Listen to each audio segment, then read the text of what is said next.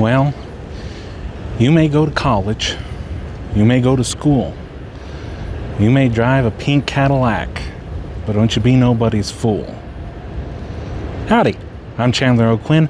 Welcome to Chandler's Travels. In this episode, we are at Texas A&M University. We are taking a look at the times that Elvis Presley, the king of rock and roll, a guy on my tie right there, played in Bryan and College Station. So, hope you'll enjoy it.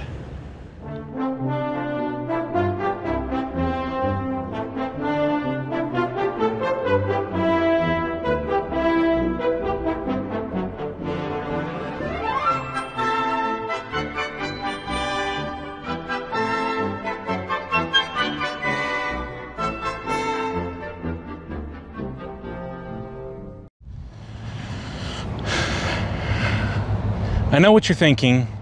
It's not a very dynamic shot. That's because it's not a very dynamic story, but it's still really cool.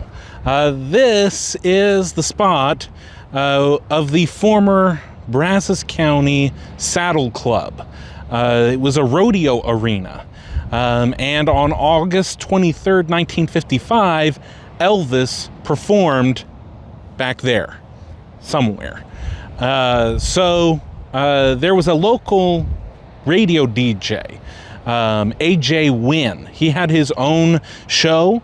I think it was weekly. It was on WTAW, which stood for Watch the Aggies Win, which that's great. But does kind of lend itself to a great Aggie joke because like, how many Aggies does it take to watch the Aggies win on radio? But still, they're working with what they've got. I love it. WTAW, watch the Aggies win. AJ was a DJ, and he was also a performer, and got a lot of the big country acts of the time to come to Bryan, to come here to the Bryan Saddle Club. There was a whole rodeo arena. There was a stockade. There were chutes for the bull riders and all the other activities and stands. And August 23rd, Elvis came here. They put a flatbed trailer in front of the chutes at the north end of the field. And then I saw one thing that said they got 2,000 people.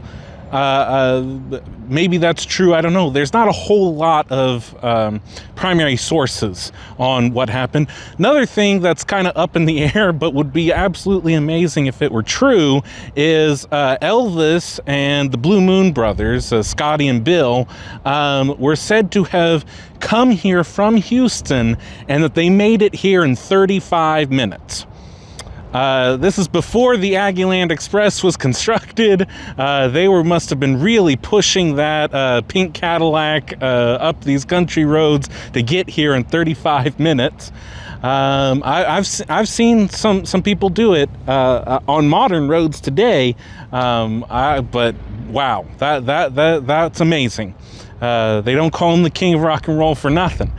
So they set up a flatbed trailer. Elvis and Bill and Scotty, they played their songs. It's again part of the Louisiana Hayride, so they had lots of other acts that people were not paying any attention to because they just saw Elvis.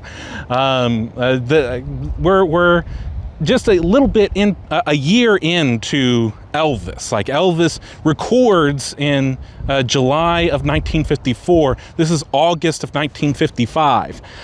So he's been on the hayride for a while, and people are starting to figure out who he is, but he's nowhere near what he's going to be. But already he's showing all of the signs of being the king of rock and roll.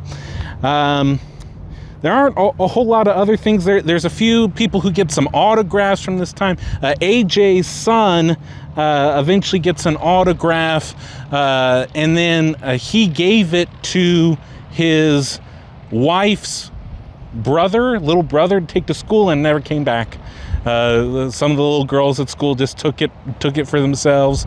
There's supposed to be some picture out there of Elvis and AJ and another performer up here on Tabor Road, leaning against a car. But I was not able to find that, but I could describe it to you. There is a picture of Elvis and AJ together in front of the stage here. And that's pretty much it. This was another just stop in the night for Elvis. He is bebopping all over Texas at this time, going from Houston to Conroe, College Station, Gonzales, San Angelo, Midland, Lubbock, Wichita Falls, Texarkana, just crisscrossing the state. As I've said a couple of times in these videos, in this kind of series that I'm doing, Elvis performed in Texas more than any other place than Las Vegas. So well over 100 times, and most of that is in this time period of 54, 55, 56. Elvis left the building. He did not return to Bryan ever again, but he did go over to College Station, and we'll talk about that in just a moment.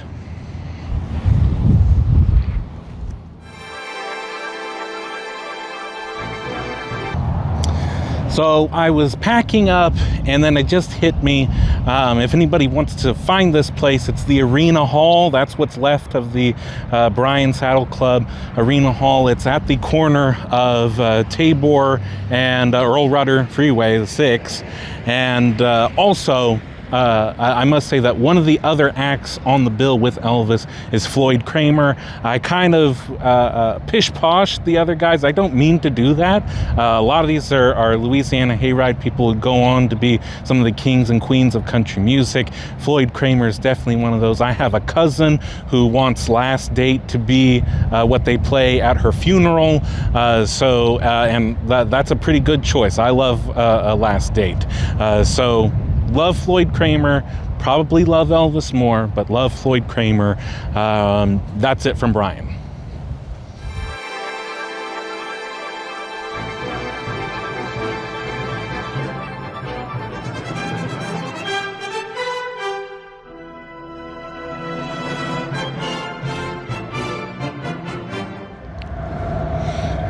I've got a squirrel hanging by Inking Gill here. Squirrel's really the 12th man here at Texas A&M. I'm here at the approximate location of where G. Raleigh White Stadium was. G. Raleigh White, constructed in 1955, torn down, I believe, in 2013, 2014, was the home of Aggie basketball and volleyball. Basketball through to the 90s, volleyball until, I believe, 2008, somewhere around there. I never saw it personally myself. I was actually part of that first class that did not have it here. It was already raised by the time I came here, but no generations of Aggies who enjoyed basketball and volleyball and other performances in the structure that would have been behind me here. It was the most expensive structure on A&M's campus when it was constructed in 1955, costing over $1 million. If you filled up the seats on the court, I believe it was supposed to hold about 13,000. But for basketball, volleyball games, it was about half that, around 7,000 people. Named for G. Raleigh White, who was the president of the board of directors in 1955. He was the Fightin' Texas Aggie class of 1895. Amazing. He would have been alive to be here for Sol Ross when he was president of the university. This was brand spanking new in 1955 when on October 3rd, Elvis Presley came and performed somewhere in the area behind me. It was part of a bill with the Louisiana Hayride. So all the times that we're talking about him coming through Texas in the 50s, it's all part of him being on the ticket with the Louisiana Hayride. there are lots of sources for what happened here on that day, none of which are coming from Texas A&M newspaper, The Battalion. I looked for the entire week before, the entire week after. Elvis does not come up one time. What does come up are some other interesting things, get you into the context of 1950s Texas A&M. There is a warning posted on the Friday before the concert, not about the concert, but about the football game on Saturday, saying that we all know it's going to be tough to find parking, which I think is hilarious in 1955. We have that problem today. But it's going to be really hard to find parking. Don't let that make you get angry coming into the football game. We're playing the Houston Cougars. We don't want what happened last time to happen this time. Apparently there was a big fight that broke out between the Aggies and the Cougars after the game. And they said no matter how many black eyes and bruises you give them after the game, that's not going to make up if they beat us in the game. So don't even throw a punch. Turns out they didn't need to. The Aggies won something like 23-3 or 26-3. So fights were not on the menu that day. But that's just one of the articles that appears leading up to the concert. Another one is an advertisement for Winston cigarettes, which is what the college student cigarette. That's what they advertise it as. The mature college student likes a finer filter, finer flavor. Winston's taste good like a cigarette should. And, you know, we used to be a real country. We used to have cigarette ads in our school newspapers. Now our kids are getting their nicotine from vapes, from lip pillows. They wouldn't know real nicotine if it slapped them over the face. That's the kind of world that we were in 1955. Tickets were going for, I believe, somewhere around 35 cents for adults, maybe cheaper for children. By the time of the concert, the line stretched for hours to get in. We're kind of at this breaking point in Elvis's fame. Some people know about him very well. He's not quite a national figure yet. He doesn't have the RCA deal. He hasn't been on Ed Sullivan yet. But people are starting to figure out who he is and that it's a real show to come and see Elvis. And that's exactly what happened here at Aggieland, October 3rd.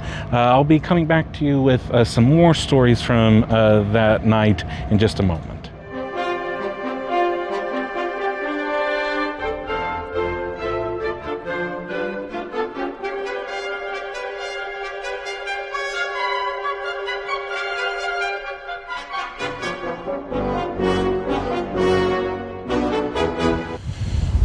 Behind me here is the statue of John David Crow, the first Aggie ever to win the Heisman Trophy. I chose this spot to talk about kind of interesting overlap between two big stories in A&M history. October of 1955 is Bear Bryant's second year as head coach of Texas A&M University. So it is the second season that had many of the Junction Boys. Those very familiar with A&M and probably Texas sports history are familiar with the book and the TV movie about the Junction Boys. I think I might, in a future episode, go into more depth on that. Go out to Junction maybe and see the hell that Bear Bryant put those boys through. But essentially, the truncated version, on this blustery day at Texas A&M, is Bear Bryant gets to be the head coach. A&M does not have a very good record. He believes that the best way to train these incoming football players is to put them through absolute hell, 10 days out in Junction, Texas, away from all their friends and family and comforts of any civilization, which of course College Station was known in the 1950s for being the height of civilization. But no, had to get them all the way out to Junction and just work them through just just heat stroke and all sorts of horrible things.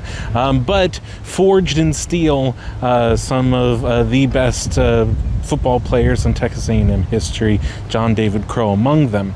There's actually a picture from October 3rd, 1955 of John David Crow looking at Elvis's Cadillac right out here on the campus of A&M while Elvis is inside performing. Some of the other stories that we get from the Junction Boys is leading up to the concert, they're out on the practice field and they just start seeing all of these girls and all these cars start to go by, and the girls are whistling at them but aren't too interested because they're about to go see Elvis. And the boys aren't completely sure what's happening at this concert. One of them goes, I don't know who it is, but he's supposed to play guitar better than Bo Diddley.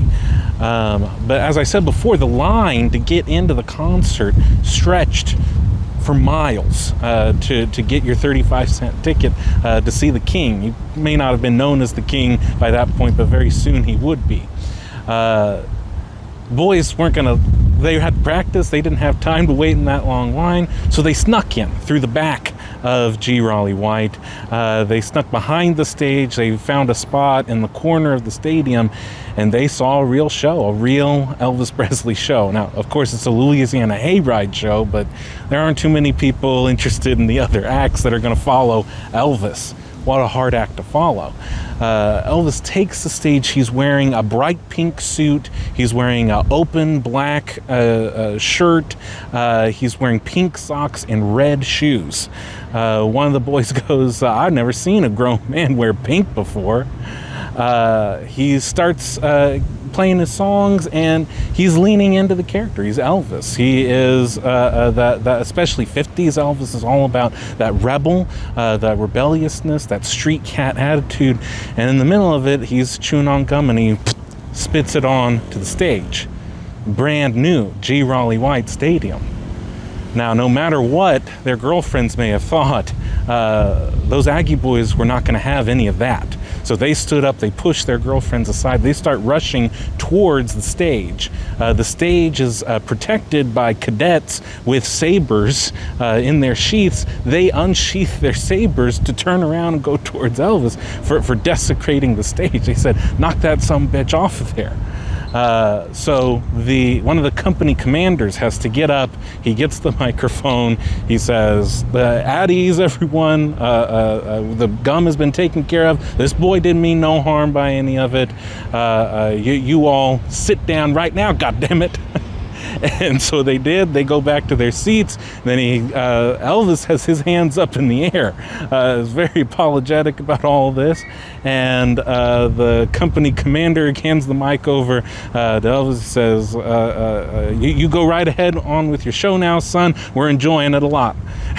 And so Elvis takes the microphone. He's very sheepish. He says, sirs, ladies, I didn't mean nothing by it. I'll try to do better. And then he goes on with the rest of the show.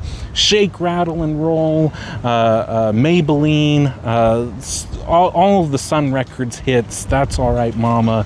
The girls are just convulsing and gyrating, and one of the Junction Boys goes, I don't know if I'm in love, but I know I'm in heat. Just watching all these girls in their poodle skirts and bobby socks behaving in all manners of ways, watching Elvis here at A&M. And then he was the first act. There's still 6 other acts. They got Johnny Horton, they got Jim Ed and Maxine Brown. And I love their song. The song is, I was looking back to see if you were looking back to see, if I was looking back to see if you were looking back at me. But how does that follow up Elvis, the king of rock and roll, at the height of his powers? It didn't. A lot of those cadets, a lot of those girls had left G. Raleigh before Jim Ed and Maxine even got to take the stage.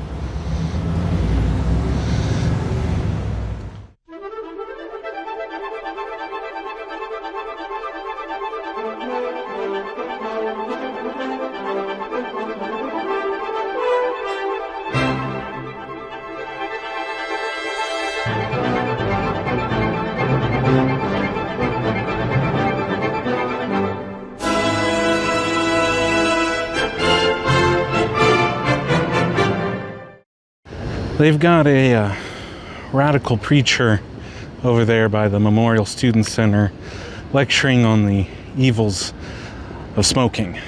And first of all, I'm thinking, are you even in the right century? Like, is that really the big problem on campus today, is smoking cigarettes? And I'm sure her heart's in the right place, but she's got the microphone and she's yelling at everybody, and it makes me wish for the fine, robust, toasted flavor of a Winston-Salem cigarette.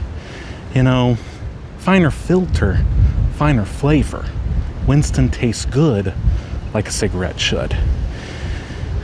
I'm trying to get some tobacco money into the channel. You see, they still got lots of money, and I'll shill. Sure. Come on over. Play some ads on Chandler's Travels. Anyway, that concludes this episode of Chandler's Travels. Thank you so much for watching. Please like, share, subscribe, tell a friend. All of that helps us in building the channel so that we can get even more of you to follow along on my journeys. Until next time, vaya con Dios. Oh, and thanks and giggle.